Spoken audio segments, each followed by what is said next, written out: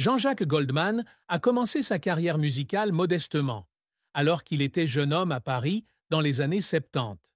Après avoir abandonné son intention de travailler dans le milieu, il rejoint en 1975 le groupe Tai Fung, un groupe de rock mêlant sonorité progressive et pop. Son rôle dans Tai Fung n'était pas seulement de chanter, mais aussi de composer, et son premier album Tai Fung, 1975, avec la chanson Sister Jane, lui apporta un premier succès, l'aidant à être reconnu comme un chanteur prometteur. Il quitte cependant le groupe en 1979 pour poursuivre une carrière solo, une décision audacieuse qui lui ouvre une brillante voie plus tard. Le premier grand succès arrive en 1981 avec l'album Démodé et la chanson Il suffira d'un signe, une ballade douce mais captivante qui atteint les premières places des charts français.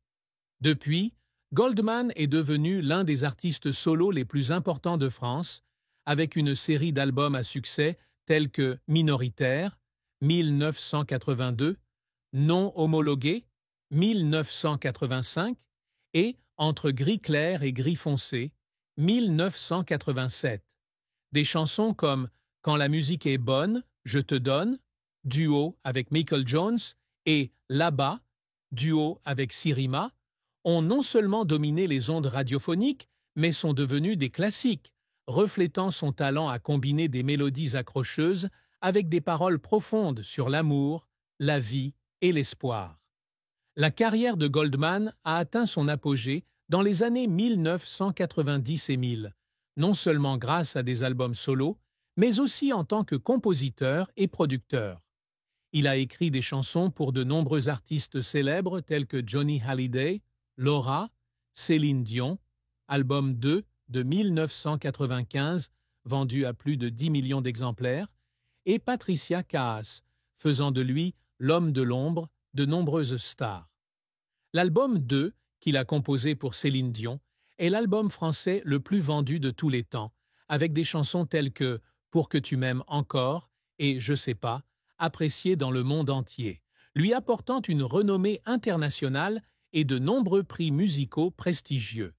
Par ailleurs, Goldman a composé des musiques de films comme Astérix et Obélix contre César, 1999, et organise depuis 1986 les concerts caritatifs Les Enfoirés, récoltant des millions d'euros pour l'association des Restos du Cœur qui vient en aide aux plus démunis.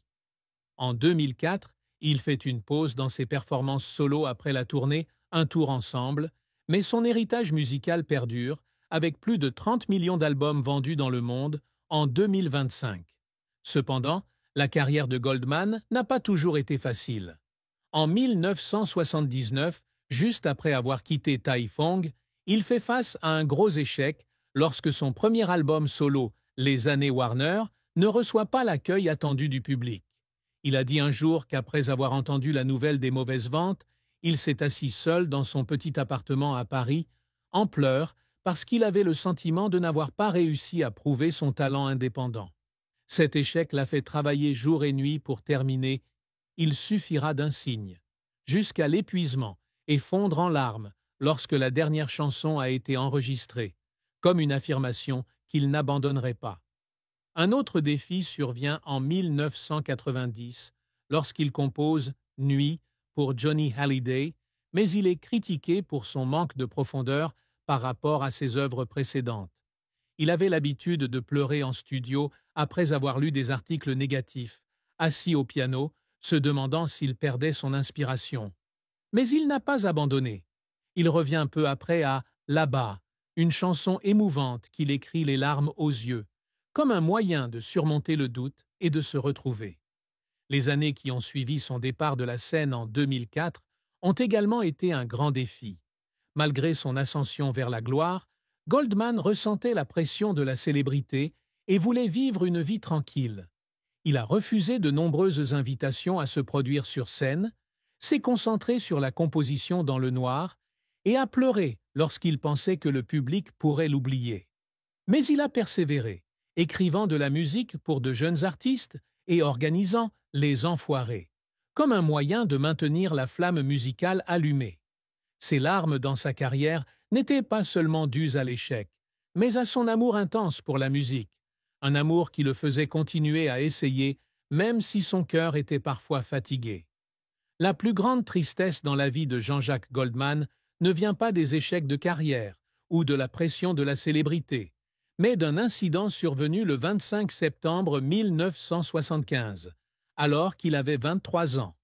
C'était le jour où son frère, Pierre Goldman, était assassiné dans une rue de Paris par des hommes non identifiés.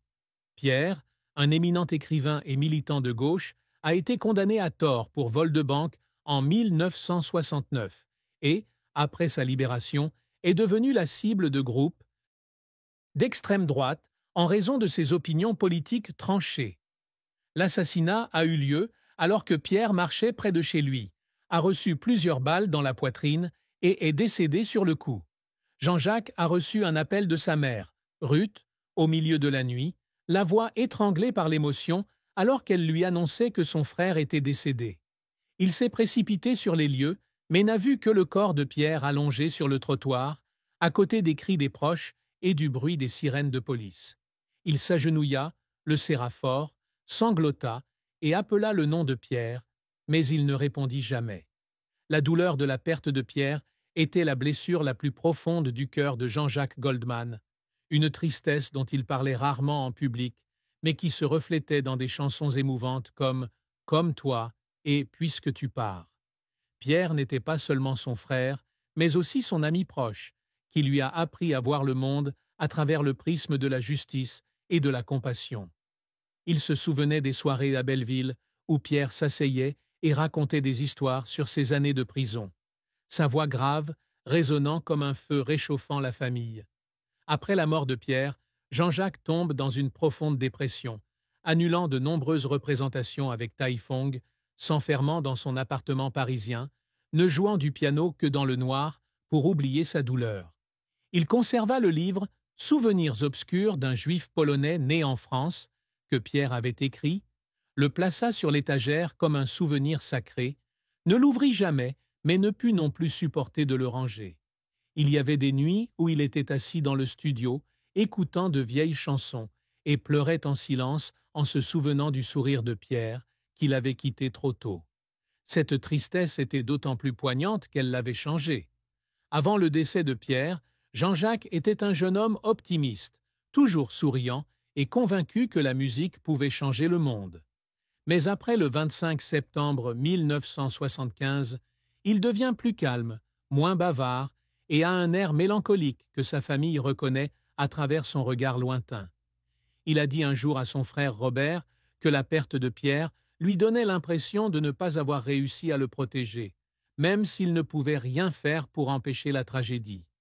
Bien qu'il ait continué à composer et à se produire sur scène avec son sourire habituel, cette tristesse était comme une ombre silencieuse, le suivant jour après jour, année après année, comme une partie inséparable de Jean-Jacques Goldman, l'homme qui a utilisé la musique pour guérir son cœur et le cœur de millions d'autres.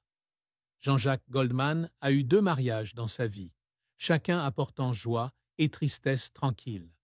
Son premier mariage fut avec Catherine Morlet, une psychologue rencontrée dans les années 1970 alors qu'elle étudiait à l'EDEC.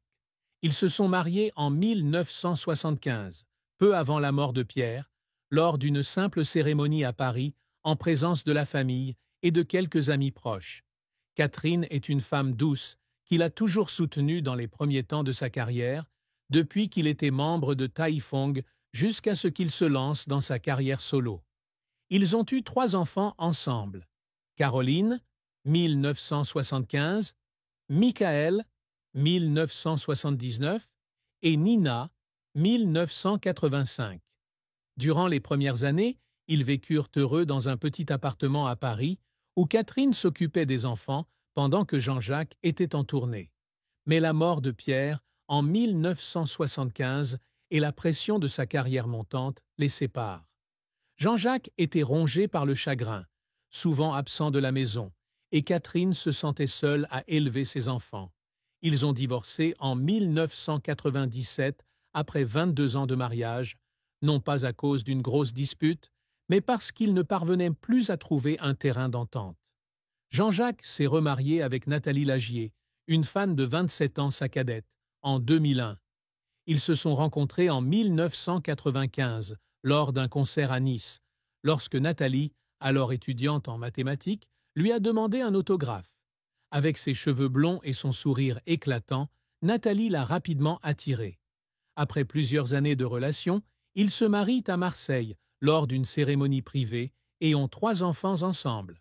Maya, 2004, Kimi, 2005 et Rose, 2007. Nathalie apporte à Jean-Jacques la paix dont il a tant besoin après des années de troubles. Ils ont déménagé à Londres en 2004 pour vivre en reclus, loin des projecteurs, et Nathalie est devenue un solide système de soutien, l'aidant à équilibrer famille et musique. Cependant, leur mariage n'a pas été sans défis. La différence d'âge et les ragots de la presse les rendaient parfois tendus, mais l'amour de Nathalie l'aidait à les surmonter. La plus grande tristesse amoureuse de Jean-Jacques fut le sentiment d'échec de son premier mariage avec Catherine. Il a dit un jour à un ami qu'il regrettait d'avoir laissé la douleur de la perte de Pierre et la pression du travail